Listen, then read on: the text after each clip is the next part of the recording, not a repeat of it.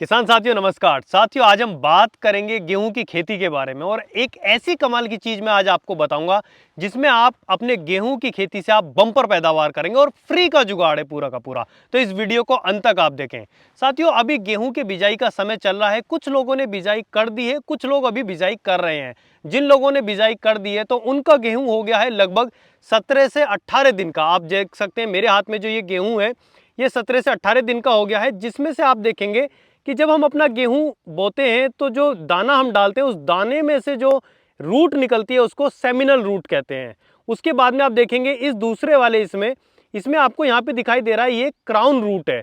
तो ये लगभग 17-18 दिन का जब गेहूं हो जाता है तो उसमें सेमिनल रूट, क्राउन रूट ये निकलना शुरू हो जाती हैं और 20 से 21 दिन पे हमें पहला पानी अपने गेहूं को देना होता है। तो उससे पहले हम ऐसा क्या करेंगे जिससे कि हमारे जो गेहूं के कल्ले हैं वो बहुत अधिक हो जाएं और पैदावार बहुत अधिक आए। तो आज बहुत ही कमाल की चीज मैं बताऊंगा आपको। अभी 20 से 21 दिन के बाद जब हम पानी देते हैं तो उसके बाद इनमें यहां से टिलर्स निकलने शुरू होते हैं। आप देखिए इस जगह से कल्ले निकलने शुरू होंगे और जितने ज्यादा कल्ले निकलेंगे उतना ज्यादा प्रोडक्शन ज्यादा आएगा और उतना ही मुनाफा ज्यादा होगा। तो आप देखिए हम किस तरीके से फ्री में एक जुगाड़ बनाते हैं जिससे आपके ये बिल्कुल कल्ले बढ़ जाएंगे। और साथियों ये जो आज का मैं आपको बताने वाला हूं ये उन किसान भाइयों के लिए है जो ऑर्गेनिक खेती करते हैं। और ऑर्गेनिक खेती में हम ऐसी चीजों का प्रयोग करेंगे जो आपके आसपास में ही है, उन सभी से हम अपने गेहूं के कल्ले बढ़ाएंगे। गेहूं में जो कल्ले बढ़ते हैं उसके लिए हमारे पौधों को आवश्यकता होती है नाइट्रोजन की और पोटेशियम की।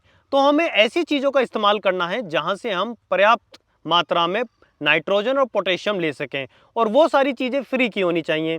तो जैसे अगर हमें नाइट्रोजन चाहिए तो हमारे पास में मैन्योर होना चाहिए या कंपोस्ट होना चाहिए, उसका इस्तेमाल हम करेंगे। दूसरा पोटेशियम अगर हमें चाहिए तो हम राख का इस्तेमाल कर सकते हैं। तो अब मैं आपको बताता हूं कि क्या क्या सामग्री हमें चाहिए कल्ले बढ़ाने के लिए, हम उस सामग्री को कैसे तैयार करेंगे और कितने दिन में वो सामग्री हमारी तैयार होकर जो फार्मूला है वो तैयार हो जाएगा और हम उसे अपने प्रयोग में कैसे लाएंगे। किसान भाइयों सबसे पहले हमें चाहिए नीम के पत्ते। आप देख सकते हैं नीम के पत्ते का अगर आप इस्तेमाल करेंगे तो बहुत ही अच्छा है, क्योंकि ये बहुत ही एंटीबायोटिक भी होता है। जैसा कि आपको मालूम है दवाइयों में इसका इस्तेमाल किया जाता है।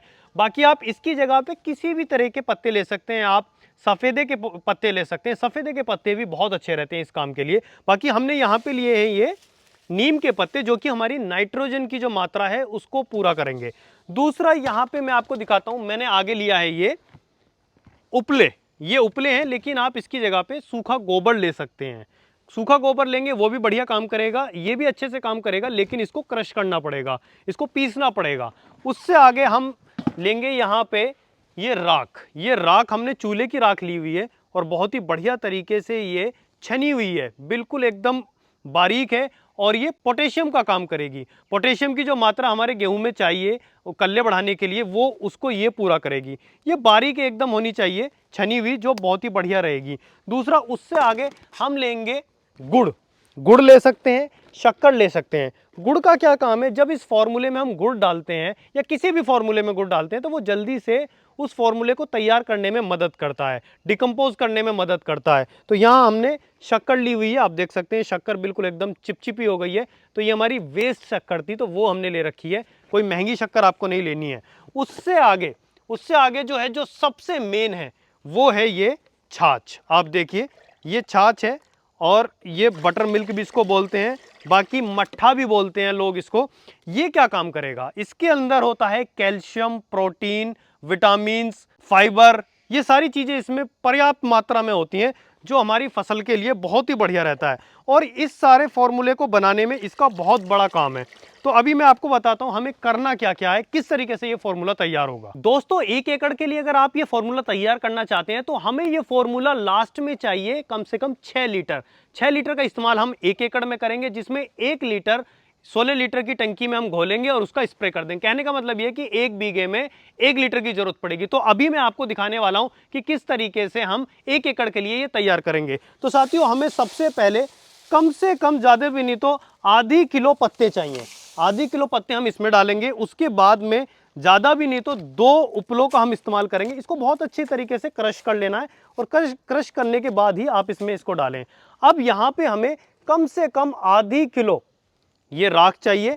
आधी किलो राख डालने के बाद में फिर इसको अच्छे से डिकम्पोज करने के लिए कम से कम आधी किलो ही हम इसमें शक्कर का इस्तेमाल करेंगे। ये शक्कर भी इसमें डाल देंगे हम बहुत अच्छे तरीके से, क्योंकि ये इस फॉर्मूले को जल्दी से तैयार करती है। 10 से 12 दिन में फॉर्मूला तैयार हो जाता है और बहुत ही अच्छे तरीके से काम करता है। अब लास्ट में हमें चाहिए ये छाछ या मट्ठा। तो ये मट्ठा हम लगभग जितना हम, जैसे मैंने आपको बताया कि 6 लीटर मुझे तैयार करना है, तो हम इसमें 6 लीटर के करीब ही इसके अंदर हम मट्ठा डाल देंगे।